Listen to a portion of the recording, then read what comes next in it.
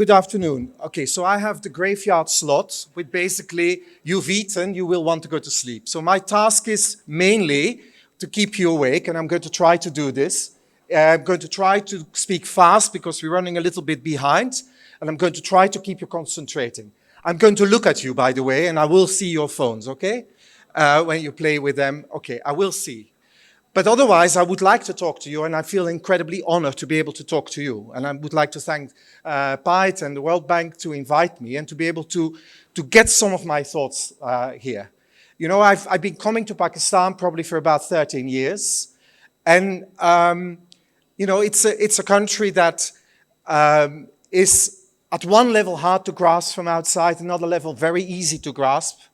It's at one level very easy to see what the problems are, and on another level extremely hard to see how you get out of them. And I want to try to talk to you and try to give you a way of thinking a bit about it. I'm going to provoke you a little bit, and please forgive me, but I will want to provoke you, because I will probably conclude that you're all part of the problem. Okay, and you all are one way or another, but you're also part of the solution, all of you, and not pointing just at the others. So that's what I want to talk to you a little bit about it. And by the way, I'm going to talk about the elephants as well. The elephants will be there. And there will be quite a few elephants. Sometimes I will talk about them, and I will sometimes name them even, because I think the elephants should be in the room as well. So, I want to briefly give you some facts. I like it silenced the room a little bit. I will give you some facts. What you know. There's things that you know and increasingly know because other people keep on repeating it. But just don't underestimate how that actually is. This is the last 3-4 decades in the world have been amazing in international development and growth. Amazing. So many countries have started to take off. Countries that we'd written off, and they're doing fast growth, and they do inclusive development. And then there's a bunch of countries that don't make progress, or that they make progress far too slowly. Okay, so you're in that category, unfortunately. It's not as bad as the DRC, who has managed, the Democratic Republic of Congo, has managed to get their GDP now a third lower than it was in 1990. It takes effort, by the way, and I'll talk briefly about that.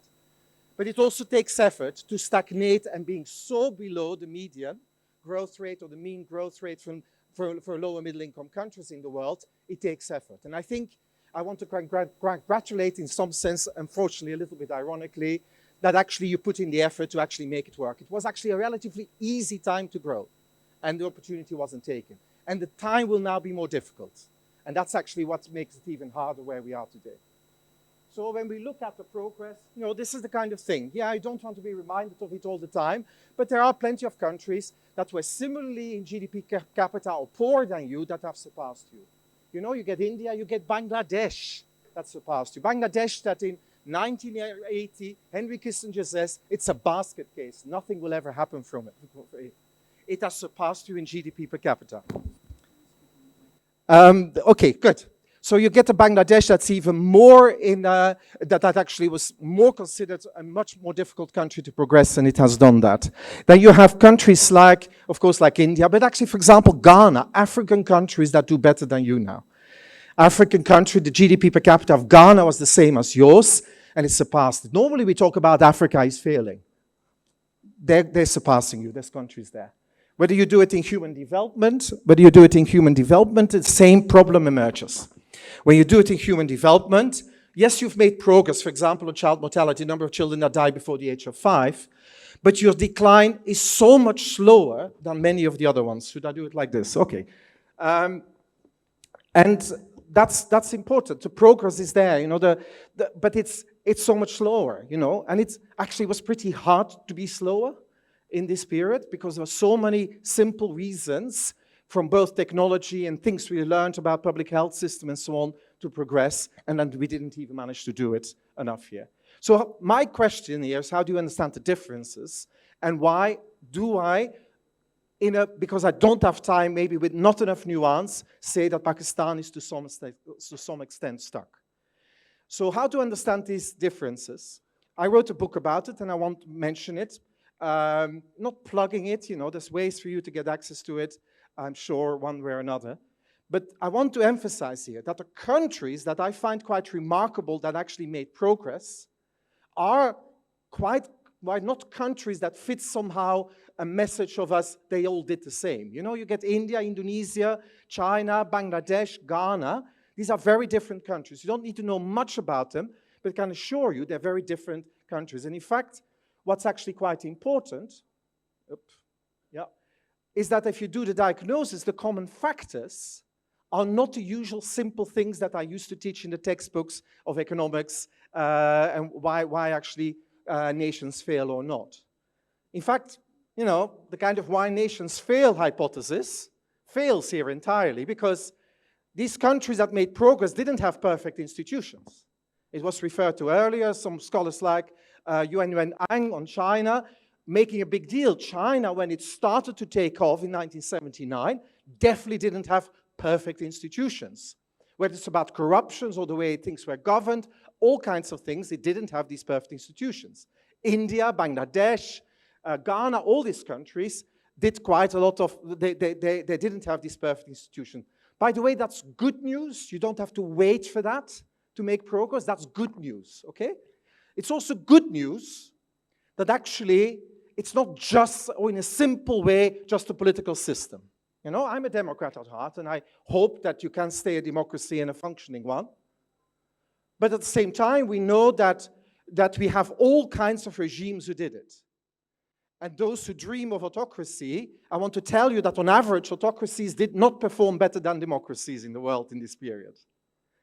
In fact, the only thing that democracies did differently from autocracies is that the variance in performance is much lower in democracies. What it means, some of the best ones were autocracies and some of the worst ones were autocracies. And I like the idea that I rather pick those who actually lead me, because you're not quite sure what side of the distribution they will fall. And finally, and that's actually the most hopeful thing, I think, for Pakistan, all these countries find a way to do it within their own constraints and their political economy and their imperfections. They didn't have to simply take a blueprint that someone flew in from North America with a spreadsheet with some lines on it, and it says, this is the way you need to do it, and then they forgot to change the name from Azerbaijan to Pakistan. It's not necessarily that. By the way, what they have on that spreadsheet, it makes sense. But there's other things you can do as well. You can find within them, and I'll talk about countries who find within somehow constraining factors what they can do. And by the way, just as Matthew Verges in the first keynote was emphasizing, he was emphasizing the Growth Commission, something that the World Bank and others had put resources in to try to review successful countries. What they found is this really important line. We don't know the recipe for growth, but we know the ingredients. We don't know the recipe, okay? So anyone who tells, I have the blueprint for you for success, you know, just look at them and say, I'm not sure. But I know somehow the ingredients, amongst which I have actually need to find somehow a way of cooking my dish. I'm happy with that. What does it involve? It does involve some reasonable things, like trying to keep macroeconomic stability and correct sensibly and quickly when you don't have it. It involves sufficient outward orientation and let somehow price signals play a role in allocation, because it's very hard otherwise to do it and you screw it up. It's about, yeah, you do sensible things in infrastructure, in health and education, but not in somehow an incredibly limiting thing. If you look at the economic policies of Indonesia or Bangladesh or Ghana, other countries that grew fast, Ethiopia or China, they did do different things. Some it was more state-led, some it was a bit less state-led, some were doing different things with the exchange rate and so on. So there are choices. The choices you can have within your own constraints you're facing. And dare I say, within your own politics, you can make choices. But by the way, I'm not saying anything goes. These failing economies, within that set of reasonable things, they kind of ignored it, and they picked somehow what I would simply call unreasonable economic policies. And that's actually not the idea about perfect economic policies versus the rest, but it's about what seems to be reasonable with enough correction if things go a bit wrong, compared to unreasonable ones. And dare I say, there's quite a few of them here. The unreasonable ones is clearly there. Now, the question then becomes, why do you pick unreasonable economic policies? The question is not, what is the exact recipe? So many people say we know what we have to do. I think it's slightly overstated, but there will be some consensus about certain things, and we saw it in the polls, about some of the things that could be done and probably done better. Well, why do I pick the other things, the unreasonable ones? Why is then bright people, because by the way, I don't think it's a problem of capability in this country. You have incredibly bright people at all levels, including in the public administration. So why is it that the choices that are made are not so bright, are not so reasonable? And that becomes the key question then that you need to answer. And that's why you actually have to kind of start thinking about, what is this country about? And how do we think about power, and who has it, and how is it used? And it's basically what I think about in the context of the ideas of an elite bargain. Basically, I say, it helps me that Douglas North, Nobel Prize winner, said something similar, so I'm not somehow a minor academic making it up. But he basically says, think of a state always as a solution to a problem of violence and deep instability. Think of your independence. And as somehow a state emerges when a deal is made between powerful people, a dominant coalition between elite groups is made, that somehow makes a deal about who has access to resources and who has access to activities, who controls the state, and how we're going to do it. Okay, we are at independence now. The choices were made. Lots of countries made choices in all kinds of ways. I think that's an important thing to think about. We go back long in history, but actually the idea of it's just long in history is not necessarily the key. I'll come back in a moment. Because at any moment of time, that deal between the elites seems to be renewed, or changed, or kept the same. And I want to be very clear. This is why I say you're all here part of it, because I think I would find it very hard if not 80% of the people in this room are not part of the elite as well, one way or another. In the elite, as I define it, it's not just Islamabad Club, okay? So it's others as well. And basically, I think of the elite are those with power and influence one way or another. Some with more. It's a bit like Animal Farm. Some are a bit more equal than others. Okay?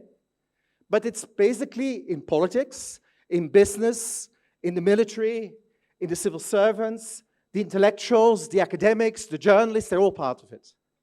That's somehow an implicit deal that you have. Now, not everybody is totally the same place in the deal, but one of the power that these people have is that if they're not in power, they can destabilize the power.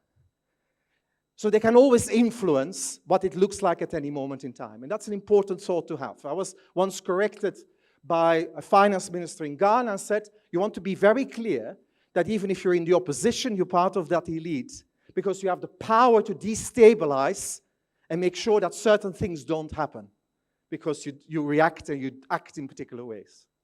So if that's how you think of a state, at a minimum, it needs to be a deal for stability. That's why we actually form states, actually. We try to contain random violence and all the things. We have a bit of this. So it's a form of keeping stability. The deal is essentially part of keeping somehow a form of stability in a place. It involves a political deal, it involves an economic deal, because it involves access to the state, access to resources, access to who can act, what they can do, what can they do in the economy, why you can have an entrant, why you can't have, whether it's in politics and in the economy. That's the underlying deal. And so if you start looking like that in a somewhat abstract way, you can start thinking you could get all kinds of societies coming from it. We could go, and I mentioned Congo for a moment, the Democratic Republic of Congo. It's quite an effort to get your GDP per capita to decline by a third over 30 years. Actually, it's pretty low. And this is not for nothing. We call these countries often a kleptocracy, where basically if you're part of the state, you have a license to steal without limit. And I'm afraid, having worked quite a bit in Congo, you often experienced it as well. One way or another, it's all about grabbing. Whether it's the natural resources, whether it's from the businesses, whether it's random taxation and the whole thing. I don't think this is Pakistan, okay? There are people that steal, yes, but that's not Pakistan. I think Pakistan is more the other name that I put there. It's basically a system. The state that emerged is a state based on patronage. There are certain people that have the power to give to certain people. Now, on what basis do they give? To a strong extent, based out of clientelist objectives. Oh gosh, another political science term. What actually simply means you reward people for their loyalty, or you reward firms for their loyalty, or you basically give contracts to firms for their loyalty, and so on. So you have basically a clientelist system that is based on patronage as well. Okay? And so, by the way, it's very common in democracies. It's almost an essential part of democracies that you reward your constituents for voting for you. So don't think this is something I don't see in Britain.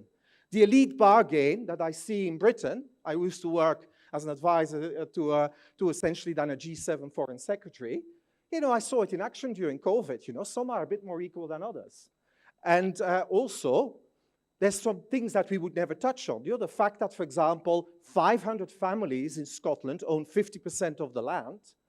One act of parliament could change that, but it would destabilize the elite bargain too much. It won't happen. So by the way, so I'm not trying to say you are bad and all the rest is good.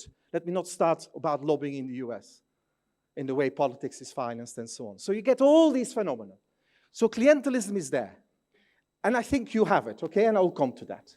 But how do you then get development? And if this morning, Said Ali Hossain was already alluding to it.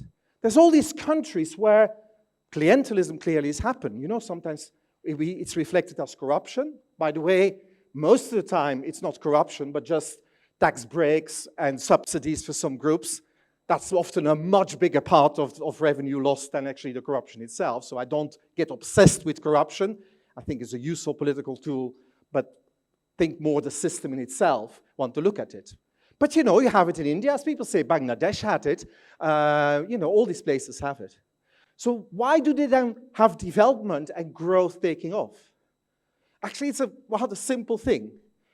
They made sure that in their system, despite all the flaws, there were enough incentives in place for growth and development. So somehow or another, despite the fact that in Indonesia, the wife of President Suharto was called Madame 10%, and the reason was her first name was Tien, which is teen in Dutch, the old colonial language, 10%. And basically every construction contract she would have 10%. Despite having that as deeply ingrained, there was actually plenty of good infrastructure being built. And it was still actually really delivery happening on all kinds of stuff. And the oil money was used quite well for infrastructure development in the 1970s.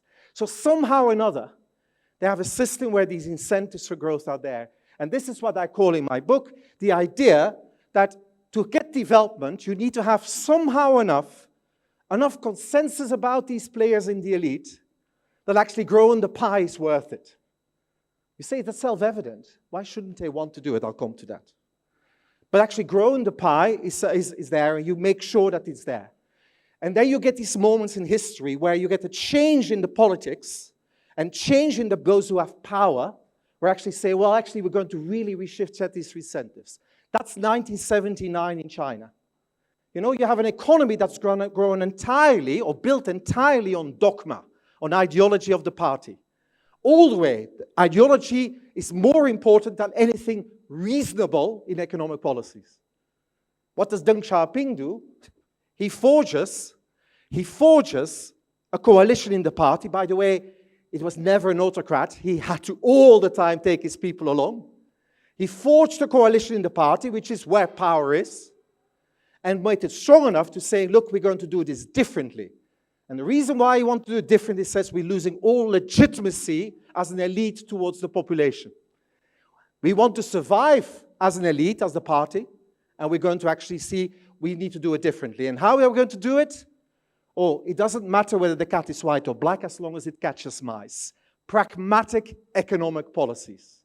That's basically China in a nutshell. That's what changed. They basically said, we want to keep power as an elite, but we're going to do it with more legitimacy, and the legitimacy we're going to offer through growth and development. With quite a lot of success, by the way. If you look at India, they actually, in 1991, switched from a system, the license Raj, it was referred to this morning as well, and they actually said, look, we're going to actually do it a bit differently.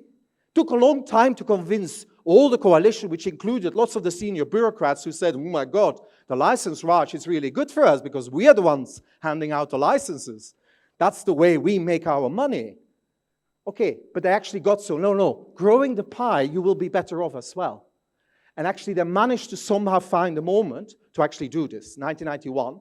But actually the shift in the elite bargain is probably much later. And it was already mentioned today, and I'm going to then implicitly repeat it. It was not in 1991 that I say the elite bargain changed. Although Manmohan Singh, the finance minister at the time, was very confident. He gave speeches and said, this country is now different. We won't look back. It was actually happening not at that moment. It was happening probably in 2 bits when they had to do the crucial votes in Parliament on that deal, which a minority government, by the way, had to try to get through. That means the majority, the rest of the parties, could kill it off. The left was agitating on the street, but walked out of Parliament, so the majority was much lower needed, and it got passed. And secondly, somewhere, I think it was 1996, the BJP suddenly started campaigning on the economy too. They've never looked back. For them, think of Modi, that's his recipe.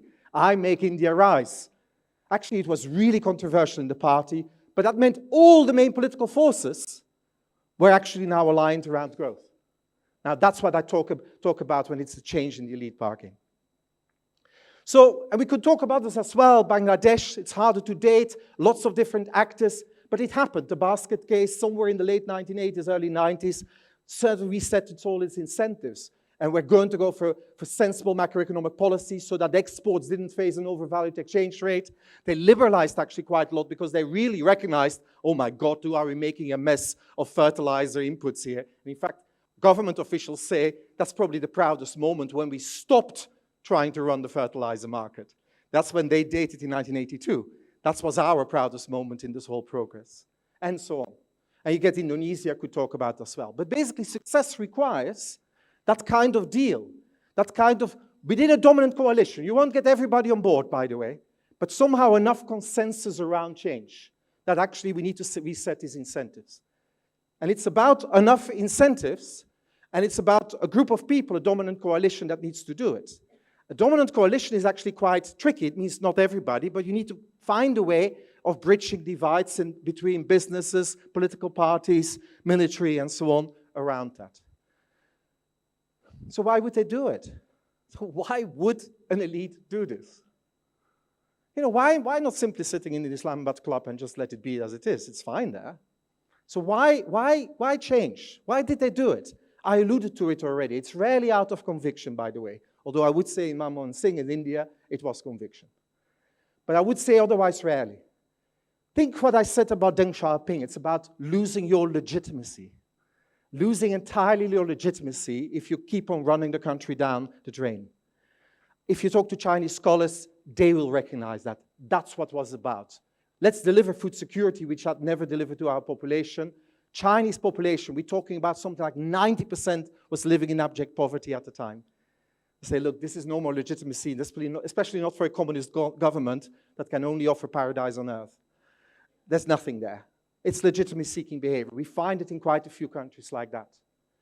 You could say, but why don't they do it? Because you'll be better off with more rents in a growing economy.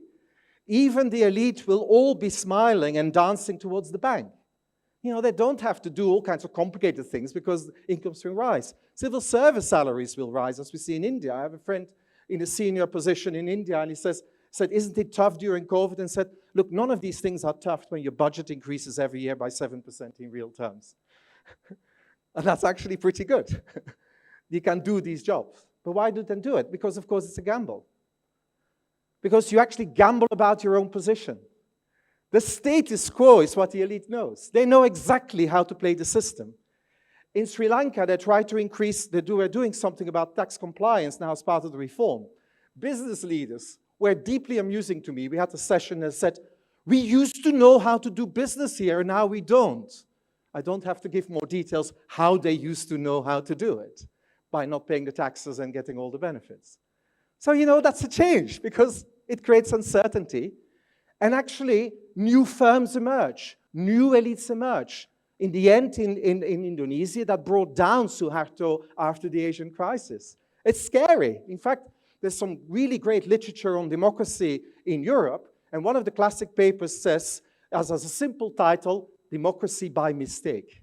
It's when the elite actually gradually was giving the franchise broader, thinking it could control it, but in the end they lost, as aristocrats in the 19th century, the power. So let's not underestimate, and not that I want to feel sorry for the elite, but I should recognize that they may not be so willing to move. So it is a matter of actually building something where actually say, look, in the end, you could well be better off, but it will involve some things that you also will need to give in at first. So where do we are in Pakistan? I know I'm pretty sure I need to rush now, but I'll try to actually give you enough food for thought so that you can attack me then in the Q&A. So where are we in Pakistan? Well, let me simply put it, and I'll talk about it. I don't think the elite bargain is cricket, okay? It isn't cricket, I think. Or maybe it is cricket, and I will explain in a moment my analogy here. So what I think it is, and I want to remind you, is that think of a state at any moment in time as a bargain between those people with power. You know, we've talked a few times about the elephant, and there's other parts in the civil administration and in the politics that are all part of power. That's basically the elite bargaining, but there's a lot of circles around it, people that are commentators that can create stability, instability, that can talk it up, talk it down, they can create all kinds of things. So basically, there. But somehow or another, at any moment in time, there needs to be a coalition of sorts. And so the question is, who is the dominant coalition now, and what does their deal look like? Okay, so I have 3 points that I want to make on that. Ever since independence, the political and basically economic deal is one that is focused on just enough stability for status quo. I understand that. You know, status quo is what an elite knows. But somehow or another it's there. Let me explain this a little bit. History, you know, a set of families, some say 22, basically will have struck a deal. In fact, my colleague in Oxford, Maya Tudor, was referenced earlier. She's written eloquently about the nature of the deal at independence. Read her books. Very good, as an outsider looking into it. And so there's a bargain. I can understand that. Most countries had a deal there for some status quo. You can think of India as well, had a particular deal between particular groups, and so on. Was guaranteed by the army. They play a role. In a way, they control the elite bargain. I don't have to use euphemisms now. They control the elite bargain. They guarantee stability. And they control, in the end, the access. Who has access to the resources? Who has access to the rents? And by the way, who has access to the state as well? They control quite a lot. They guarantee it. And what we have underneath it is a clientelist patronage state that I described, where those people in high positions, not all of them, and in fact some of the ones that come here, clearly have a sense of much more duty and a meritocratic role within it. But there's a lot of it that is clientelist and patronage. And then what's the political system? This is kind of intriguing, where you set up a competition, basically a political competition between some of these leading families and the parties they represent. And then somehow or another, I should have said these parties and the families they represent, they set up a competition about who should, in the end, control it. So it's not as if they don't have a consensus of how to actually do it, but because it's a pure winner-takes-all setup. This patronage state is set up as a winner-takes-all. If I'm in charge of the whole rent distribution. So that the incentives are there for the ones who are not in charge, do everything they can to kick the one in charge out and then come in place. Now, political contestation has its place. But political contestations in most countries has its limits. But of course, the price is high because it's a winner-takes-all setup. You take control. And then once in a while, a third party comes in. Oh my God, what a mess it creates. But fortunately, then the status quo can be maintained because everybody unites again, and then we get rid of them. I like the silence in the room. So basically, I think underlying is the incentives for status quo. Okay? I know there's nuances to it. It's much more dynamic. There's much more innovation even in the parties. There's much more well-meaning things in the military and the civil service than I describe. And now forgive me, I'm an economist, we use models to think about issues. But I fear that it actually is quite useful to think about issues here. One of the consequences is actually what it means for the economy. Because if you're obsessed with the status quo and it's a winner-takes-all setup, you end up running the economy as a zero-sum game. You know, basically, anything I get, the other one can't get. And you really make sure that anything you can get, the other one can't get. There's no common purpose in saying, this makes sense, let's collectively try to run this and maximize these returns here. No. I need to be in a position that I can stop the other one from having something and I can have everything. So it's a bit like where it is or where it isn't cricket. And I think this elite bargain, maybe it is cricket, you know, and you have the players here. You have the establishment, which I think are the selectors of the captains and the teams. Definitely play a big role in it. They are the umpires as well, and they rewrite the rules of cricket to suit. You have the politicians who play the game, very good, to the death almost, with plenty of match fixing and sledging. You have the profits, that's just shared between the selectors and between the umpires and the teams. And what about the public? Well, you all pay for your subscription, you all pay for the tickets. You are allowed to choose the man of the match, okay? So you're allowed to choose the man of the match. That's probably as far as it goes, because the rest is all show. The rest is all show to keep it, okay? Not sure if that's cricket these days or it isn't. I can't judge it anymore either. So that's quite important here. And it leads me to, how do you get an economy? Because we're talking about the economy. Now, you could have had a growth-based economy where you said, look, we need to design the incentives just enough that actually growing of the pie it is. And by the way, you'll have to be sufficiently outward-oriented. You have to be sufficiently using the market and sufficiently with incentives, investment incentives somehow, with reasonable macroeconomic stability. That's what the Growth Commission says to me. It doesn't say it absolutely. You don't have to do Washington Consensus to the letter. You don't have to implement the plan that had the name Azerbaijan on it and changed in Pakistan. You don't have to do that. There's no blueprint, but you need to do something like this. And hopefully you have your own. But at the moment, you have a status quo economy.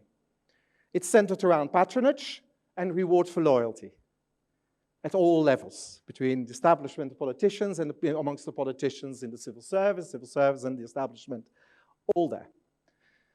So the result is somehow, it's all what people tend to call a redistributive system. It's all about redistribution. It's not about production of growth, it's about redistribution.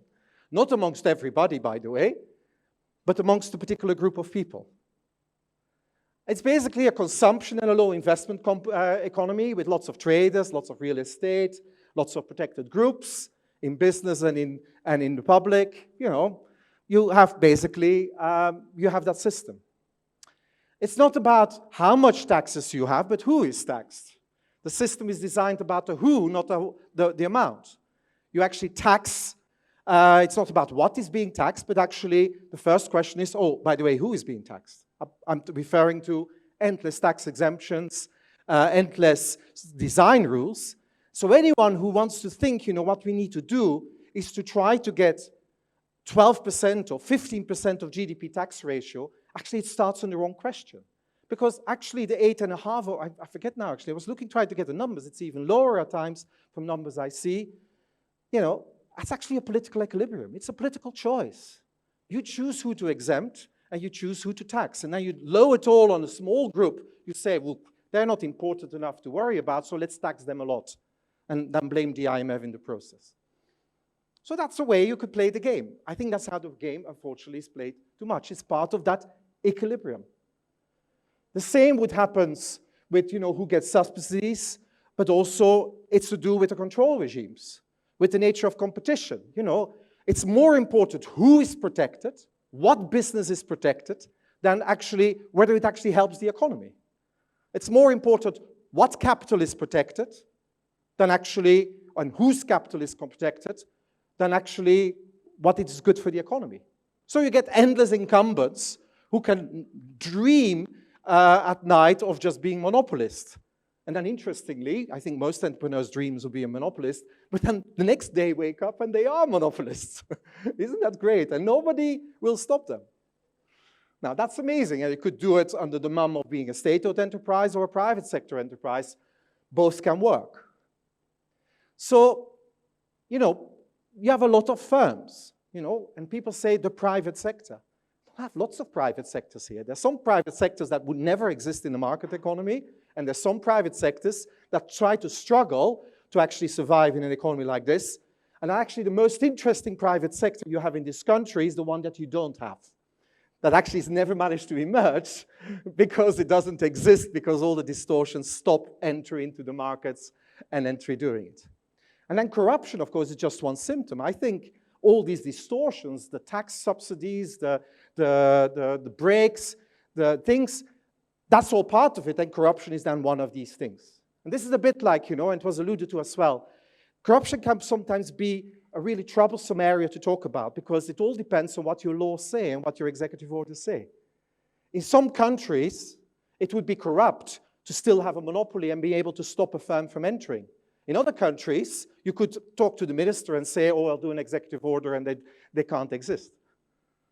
Or I can go to the court and say, why don't you squash them? And if you find a friendly judge, they can do it. Now, that maybe no money gets exchanged, but it's still part of a clientelist state that is not growing. So you need to think a little bit deeper than the obvious one. There's only one flaw in this system, by the way. There's one flaw. Where are the rents going to come from? Because actually you distort everything, there's very little investment. How do you keep this going? So how do you keep a system like this going? Well, you can't. And so basically, if you run the economy as a zero-sum game and it's all about distribution, you basically get a situation, well, there's only one way to make money in this country, make sure there's no one competing with me to try to make money in this thing. But actually, sooner or later, the economy disappears. Competition matters. Interaction matters. So then you start wondering, oh my God, my rents are decreasing. I'm not rich anymore. So what do I do? So, and the problem is that because patronage usually becomes more expensive. It's not a status quo because I still want to be a bit like keeping up with the Joneses. So if one part of the whole deal gets a bit more money, I need to get some too. And it gets more expensive all the time. So you need oil. You need to be oil. This is Algeria. You want to be Algeria without the oil. There's no way you can keep this going. You are Algeria without the oil. You are a Middle Eastern, North African country, but you don't have the oil. Okay? Those who know a little bit more about countries, you're a bit more like Jordan, that endlessly goes around the world begging. We jokingly call the Minister of Finance there the fundraiser in charge. Would never happen here, of course. Problem is, without oil, you can't keep this going. You need external finance. And you say, my big constraint is external finance because I'm not producing it myself. It's external finance. I'm not selling anything to anyone, let alone the world. So basically, it's that. So I'm dependent on external finance, and that's where we are. So why is that choice being made? Why do you make that? Well, if your game is status quo, you're afraid of growth and development. If your game is status quo, you fear growth. Because it's all about not new forces emerging that could actually compete with you, whether it's because of you as an actor in the economy, or you as an actor in politics, or dare I say, as you as an actor in the civil administration. You don't want anyone to enter. That's a disruptor. That's why it's so hard to go to development here, because the status quo is very attractive for those who are in power. So, we have the system as it is. And again, I want to emphasize the capability of the administration. A lot of people say that, Clientelism is typically not a problem of technical capability. I remember in Malawi where the vice president tried to explain to me, we have these things like corruption and not very good policies. Could you do another UNDP capacity building program? By the way, there's not a single UNDP capacity building program on corruption or on tax administration or anything in the administration will change this year.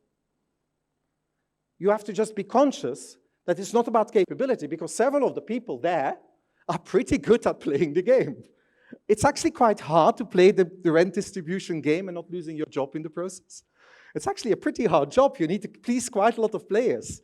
You need to find the rents and then you have to distribute them. So it's a pretty hard job you're facing. So so quick technical fixes won't work, and just understand that actually you have capable people. Why also did I say that?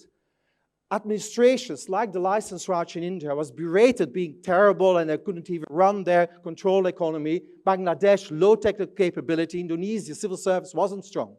Once the incentives were set well, nobody worried about it. Yes, then actually you can build up further their capability, but the capability is rarely the problem. With your GDP per capita, with your the extent of the educational system, with the kind of people you have in the civil service, it's not that.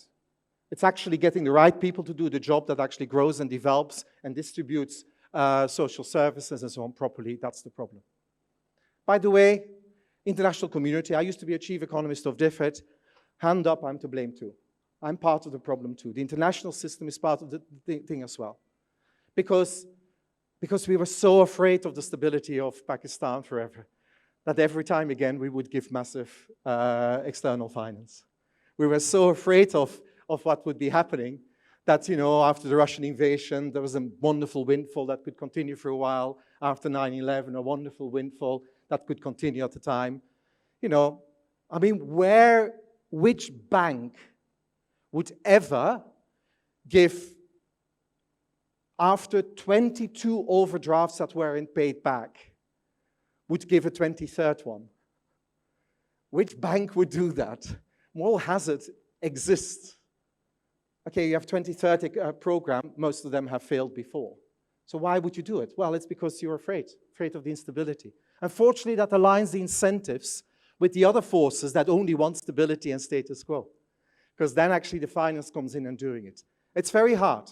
And by the way, China is not going to help either. They are there to shrewd with their money to actually do this. I remember for years hearing in Africa finance ministers saying, oh, China will never ask out their money back. Now they're in trouble as well because they did ask their money back. And if you think the Gulf necessarily is going to be easier, there's plenty of examples that it isn't. It's not a solution. Maybe it's important now because you have a constraint, but don't think it's the solution itself. So is this time different? Well, you would hope that if the financing constraint is a bit tighter, maybe there's some people that come together and begin to think a bit more. So what to do? How to fix it? At least we can have some lessons from other countries, and I will wrap up very soon now. The experience teaches that most countries did it when they were down, when things are really bad.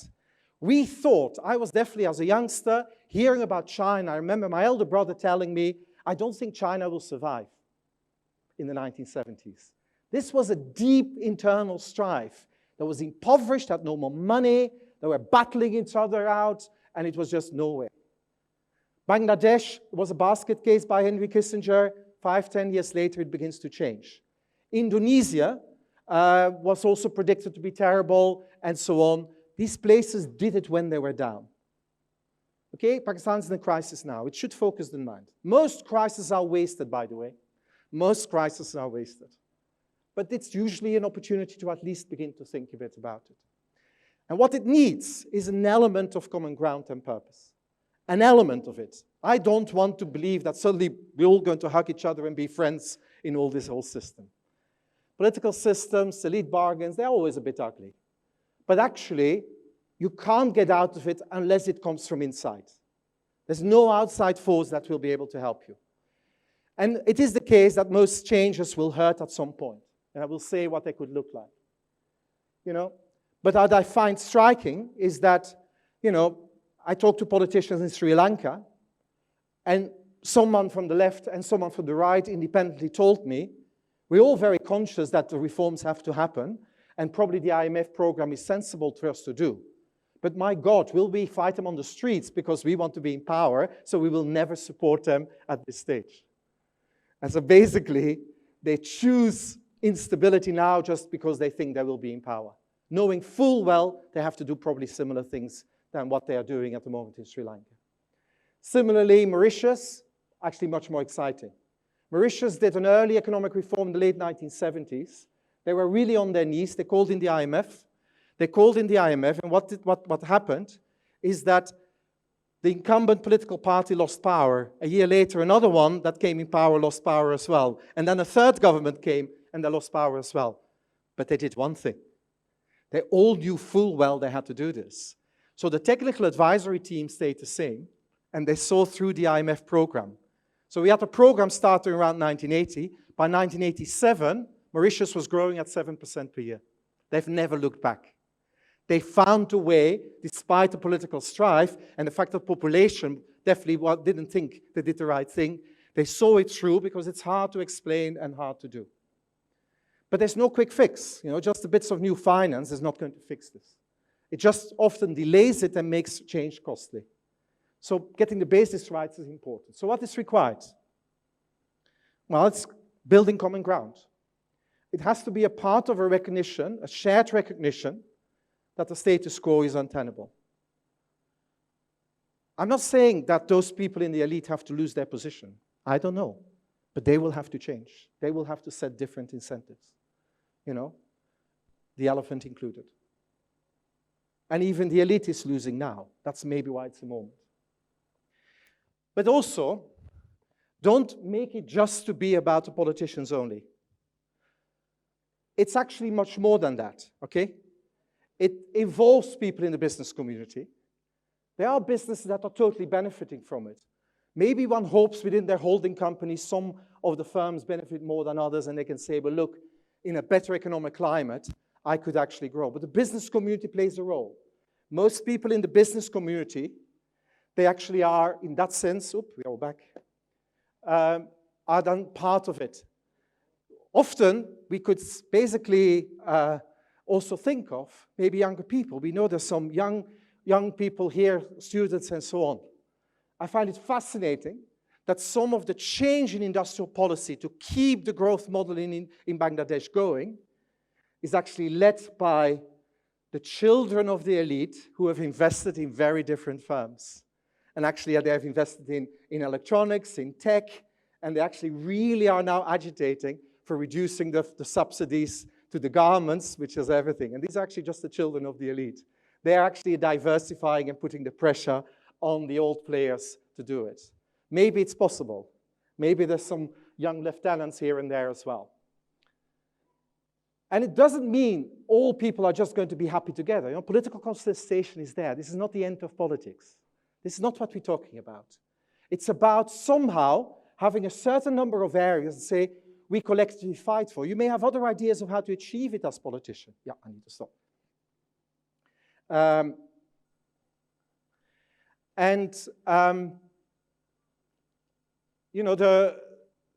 But it needs to come to that centrality. Okay, I need to wrap up. I've been instructed to wrap up, and I will do that. I want to emphasize that all the elephants have to be in the room. We can keep on talking. We're not going to change the world one conference at a time. But we can begin to actually say we have to find ways to be in the room with those people who should be in the room. And we should beginning to think about it, and who they are. The elephants have to be here too, and one needs to be able to talk to them. So what can be done now? In the short run, get some of the basic reforms. And the question you want to ask, how to make sure they can survive all these incentives in the politics. There's no point doing for 3 months something sensible, and then it all goes away. And then build a longer-term consensus. For example, creation of reform. You can learn lessons from other places. Something that shocks me, actually, I'd say honestly shocks me, and maybe I haven't talked to enough people, but I've heard too often that people talk about, oh, well, shall we go to the IMF, or should we try to think for the shall we go for a 24th program, or shall we try to think of some homegrown economic program we will undo ourselves? And in fact, senior people told me, of course, then we'll have to find the finance ourselves. That's a fundamental misunderstanding of how the most effective countries have worked with the IMF. Bangladesh recently did a pre-crisis loan. Basically what happened, it went to the IMF before they had a crisis, they got a loan. A friend of mine in the Ministry of Finance said, oh, we're all quite pleased because they're going to do all the things that we wanted to do anyway. And I had to tell him, that's the point. That's the point. You have a plan and you look for finance. And if you have a sensible plan, the IMF will fund it. And in this case, the IMF is going to fund the homegrown plan. That's how you work with the IMF. That's how you work with the World Bank, and not wait until they come and pitch a program to you and then see what it looks like. Where is that? Where is that coming from? Similarly, how you communicate it. India was very effective. Manmohan Singh went out and said, look, we're doing these measures now because that's what it would look like. Read his speeches in India from that particular period. They're just brilliant. You communicate and be clear that you do it with a clear purpose in mind. But you have to build credibility. You know, you may have those people who are in charge may have to do measures that don't somehow only hurt those people that don't support them and support the firms that are close to a particular government. So, you know, if you at some point do, say, garment sector subsidies cuts and then don't bring them back because somehow they're supporting you. You need to build credibility. Lee Kuan Yew in Singapore did something quite remarkable. One of his very first acts when he came to power was to jail the big business that had funded his election campaign. And he said, yes, you are totally corrupt, I'll put you in jail. Make it hurt for yourself. That's how you build credibility. You can do commitment devices. Iran did a brilliant fuel subsidy reform, where they basically allocated cash transfers to people, but they put it on people's bank accounts, and they could see the moment Parliament was going to approve the fuel subsidy cut, it would come on their account. They did 2/3 of the cuts were paid out back into cash transfers immediately. There was no agitation on the street because actually people kind of liked this. There was quite a big cash transfers, much better targeted than the fuel subsidies, and they handled it. Learn about how you actually design smarter ways and commitment devices. And then, I've mentioned already Mauritius, you have to be willing to see it through. You have to own it and see it through. So that's my conclusion. Growth and development around the world happens, okay? Indonesia was predicted by a Nobel Prize winner. In 1968, it would not go anywhere. It was Gunnar Myrdal said, we weren't going to go anywhere. By the 1970s, it was growing very fast. The advisor to the government at the time of independence, James Mead, another Nobel Prize winner in economics, told the Mauritian government, you'll never be successful. You're too stuck. The structures are too against you. And actually, they basically, then, as you know, started growing really fast. You know, in the writings about the Hindu growth rate started in 1979 by, I think, Krishna Raj. And then later on, also Deepak Lal had a book about it. And then in 91, it begins to grow really fast. In the growth rate meaning, you know, oh, we can never be fast. You can do this. But there's no shortcut. You know, you need to somehow think through the politics and the economics, even with the short-term measures. There's no point to just pure technocratically thinking. You have to get them through the politics and the nature of the lead bargain. And so you need to understand what they look like. Let me just finish here with an elephant, because we were talking elephants anyway. I think, you know, I was looking for a picture of the elephant, and who came up is Kavan. You will remember the elephant that was in the zoo here and then was set free, I think, in Cambodia. I think it's maybe time to unchain the Pakistani economy, the elephant. It actually could be pretty big and very successful, but if you keep it on chains here in Islamabad, it's not going to get anywhere. And that's where I want to stop. Thank you very much indeed.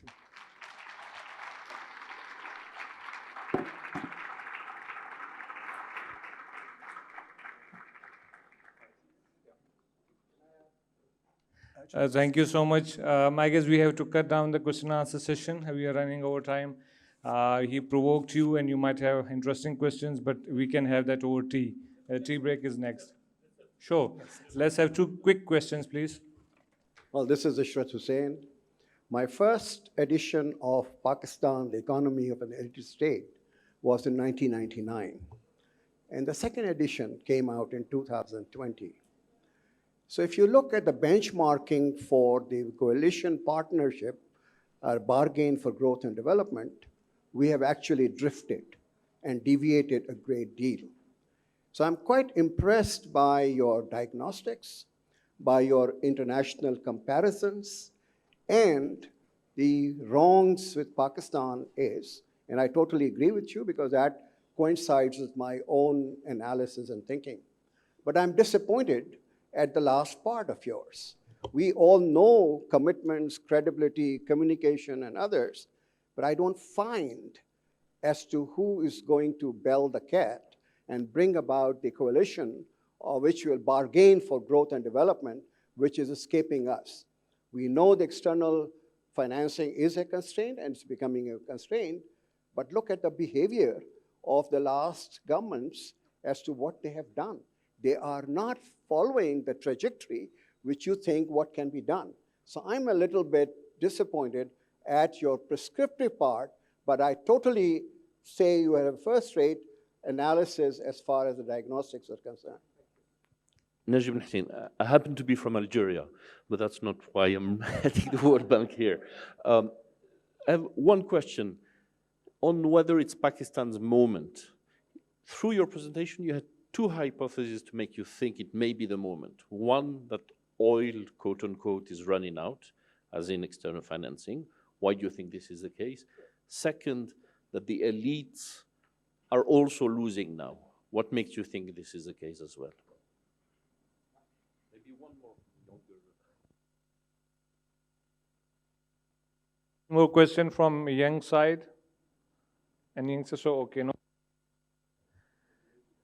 No, she was just communicating to me.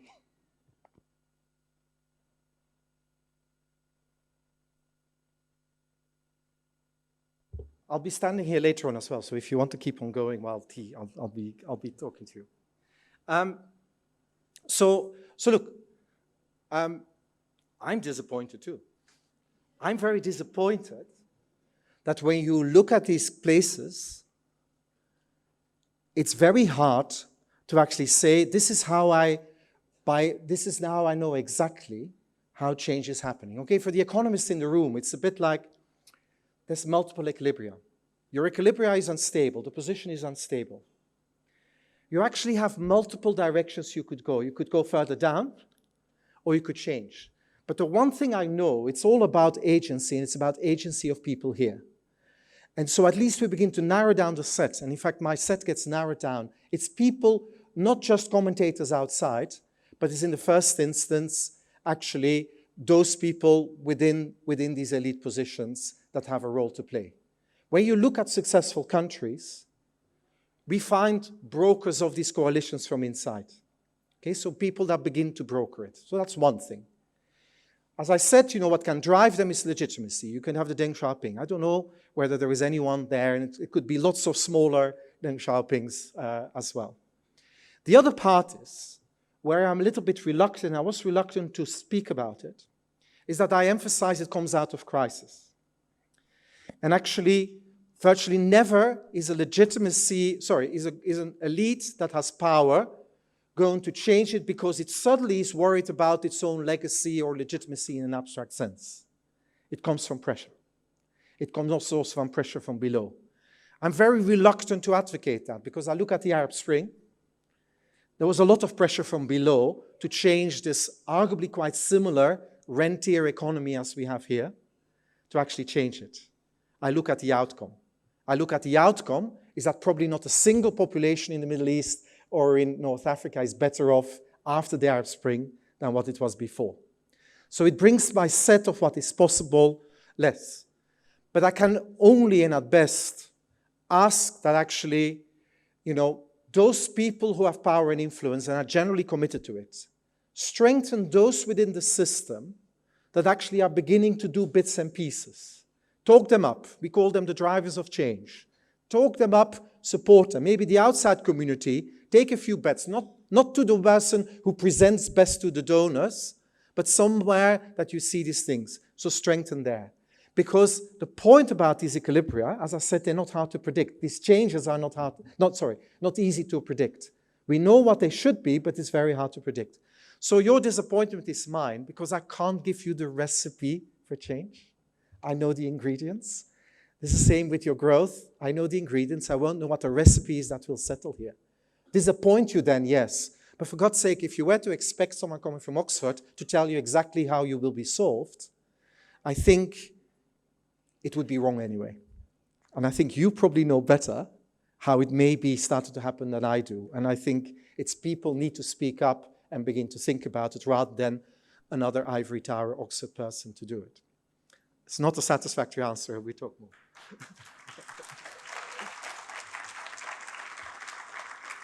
And I have this, and I want to give it quickly there. So why do I actually have hope here? with that this may be the moment, okay? That this may be the moment. I said, you know, the external finance brings the rents. There's the cynic in me that's saying that if the elephant takes 60% and 40% is what politics fights over, even if the politics goes away, the 60% is still there, so why bother with politics? i.e. it could continue. I'm being frank here, but it could continue for a bit. And we know in countries, also in the Middle East, North Africa, that it can continue, and it creates this. Why do I think, though, that actually it is a potential moment? Despite all appearances, and sometimes the impression that's created, none of these elite players are monoliths. There's no monolithic elite. Sometimes people say there's multiple elites competing with each other, even within the elite. That gives me hope that coalitions can be formed. But they will have to come from all the groups. There's no point just the economic journalists keep on writing always sensible things and nobody listening. It will have to come from within the establishment, within the military, within the civil service, but it has to be about somehow creating the space for change. It's uncertain, you know. Think of perestroika. It was very uncertain, and you see how it ended.